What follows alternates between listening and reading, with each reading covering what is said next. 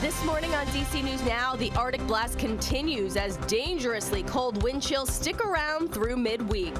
And those low temperatures impacting everyone in our area. School districts across the area opening late or closed. Then President Trump signing hundreds of executive orders on his first day back in office. What one order means for thousands of workers in the DMV. Plus, we're shining a spotlight on an Air Force veteran who's been putting in long hours to help a Maryland teen. It helps me calm down, get rid of my worries. And an Uber driver bringing joy to some passengers by bringing his dog to work. See how this Uber driver became a viral sensation. You're watching the station covering all of the DMV. This is DC News Now.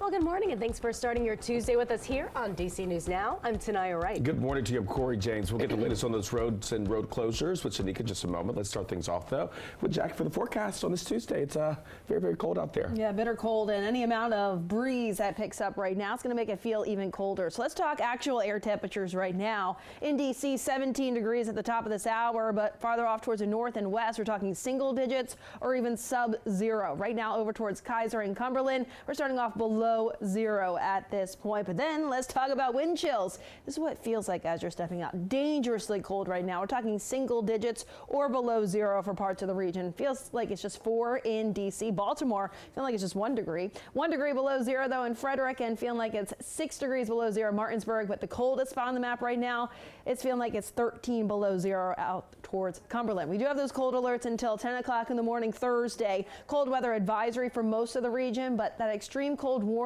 for parts of the Blue Ridge and then back over towards Garrett County and parts of West Virginia. Those are the areas where you could get frostbite in 30 minutes or less if you are not properly bundled up. So just keep that in mind over the course of the next couple of days, especially through the overnight hours into the morning commutes. Those are the hours where those wind chills will be at or below zero or even well below zero at times. So try and plan out the rest of your day today. Feeling like the single digits this morning for most of the region. Still will hold mainly cloudy skies with temperatures highs lower 20s today. I'll have more details and timing with that 7-day in just a few minutes. Shanika's back. The latest on those roads. What are you seeing? All right, mostly clear roads, but you are going to deal with some delays from yesterday's inauguration. So we're looking into the district. This is 395 right near 50, and you're going to see some traffic moving through. You're fine, but not too far. You still will see some delays from, again, yesterday's inauguration. You're seeing Independence Avenue, Constitution Avenue, and all your numbered roads in between right near the Lincoln Memorial and the Capitol. So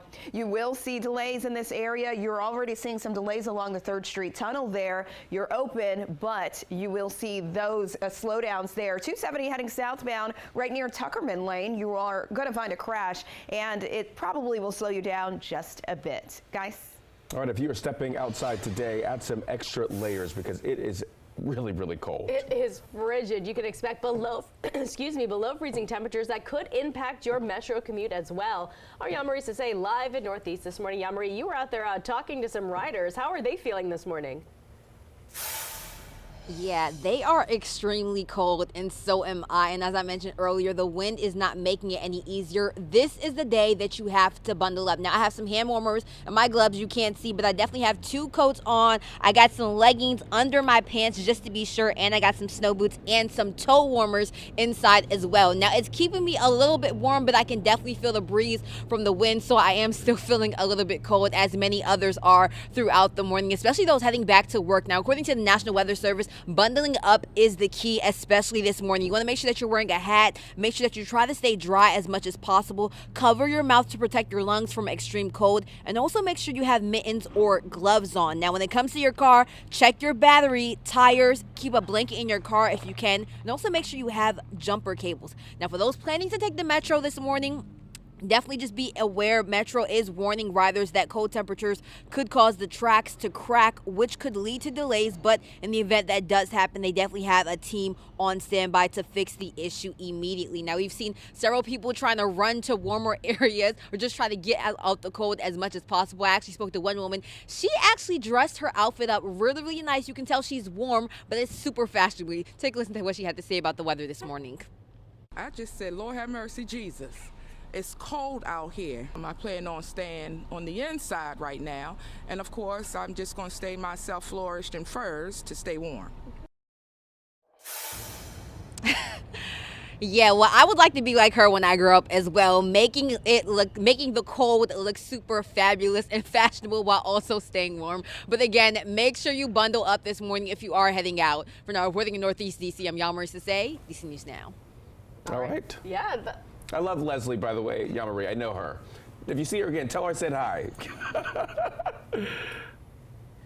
All right, thank you, Anne-Marie. Well, the Montgomery County School District is on a 2-hour delay this morning because of the frigid temperatures and the black ice. For a list of school closures and delays, you can check the bottom of your screen and website, dcnewsnow.com. And crews in Virginia are pre-treating the roads in preparation for those freezing temps. VDOT using brine and making sure to hit the bridges and overpasses, which freeze up first. Put the brine down first because it will adhere to the road. It'll make the road ready to make the snow melt as much as possible on contact. If you see crews out on the roads, give them the space they need to work. All right, we are taking a live look at the White House where President Donald Trump has officially moved back in. Yeah, our Washington correspondent Vinay Simlot breaks down his first day back in the Oval Office. Back at the White House 4 years after he left. Oh, what a great feeling. President Donald Trump signed pardons for about 1,500 January 6th rioters convicted of crimes. We hope they come out tonight, frankly. And a slew of executive orders, some at a rally at D.C.'s Capital One Arena. They stopped new regulations, directed federal workers back to in-person work, and declared an emergency at the southern border. Could you imagine Biden doing this? I don't think so. The unconventional signings in front of a crowd were part of an unconventional inauguration. Frigid weather forced ceremonies inside. The traditional parade also moved indoors. Even though we're indoors, we've had a magnificent inaugural parade. Vice President J.D. Vance and President Trump took their oaths of office under the Capitol Rotunda. So help me God. Congratulations, Mr. President. The president talked of his priorities in his second term, drilling for oil and securing the southern border. It's all about common sense. All right, that was Vinay Simlot reporting. Time right now, 6:06. D.C.'s public work crews are busy cleaning up some trash left outside Capital One Arena yesterday. It's where President Trump's rally took place. Now, bags, purses, and other valuables are among the items spotted outside the arena. Some say they did not know there were ban policies in place after the rally. Some people even tried going back to the piles to see if their belongings were there.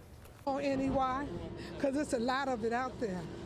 It's a lot of money. People left their purses, people left their cameras, people left their chairs. We didn't want to put trash, but it's like there wasn't any trash cans anywhere out here. Capital One Arena also bans bags, backpacks, and purses. That policy has been in place for years. The Senate passed a bill that could be the first measure President Donald Trump signs into law. It would require federal authorities to detain undocumented immigrants accused of theft and violent crimes. Trump has made a broad crackdown on immigration his top priority. The bill cleared a key vote in the Senate last week with 10 Democrats signing on.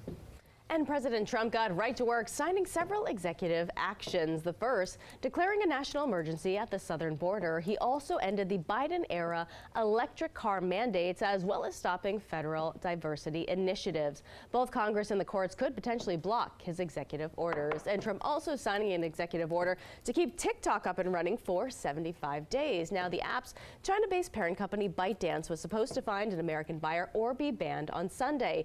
Trump previously said he was working on a deal to help save the social media app. Now, the TikTok CEO, Shou Chew, was among the many tech CEOs at Trump's inauguration, along with Elon Musk, Mark Zuckerberg, Tim Cook, and Jeff Bezos. And President Trump also signing an executive order to end working from home for federal workers.